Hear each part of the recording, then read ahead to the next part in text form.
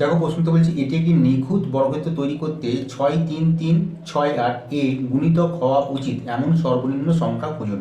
মানে নিখুঁত বর্গক্ষেত্র হতে হবে। তো বর্গক্ষেত্র হতে গেলে আমাদের কি হতে হয় না, তার হচ্ছে বর্গক্ষেত্রের যে ক্ষেত্রফল সেটা হচ্ছে কি হয় না, বাহু তার পরিষ্কার, তার মানে একটা পূর্ণবর্গ সংখ্যা হতে হবে। তাহলে আমাদেরকে প্রথমে কি দেখতে হবে, এই যে 6 3 3 6 8 এই সংখ্যাটা পূর্ণবর্গ কিনা সেটা আমাদের দেখতে হবে। তো এটাকে আমরা যদি আমরা বর্গমূল করবো, মানে উৎপাদকে বিশ্লেষণ করব। তো উৎপাদকে বিশ্লেষণ করলে আমরা দেখতে পাচ্ছি 2 খালে 3 2 6, 2 কে 2 1, 6 2 12 1, 8 2 16, 4 2 8, ঠিক আছে।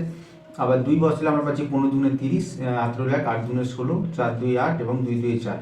এবং এরপর আমরা যদি 2 খাওয়াই তাহলে 2 7 14, 1 9 2 18, 2 2 4 এবং 2 1 2।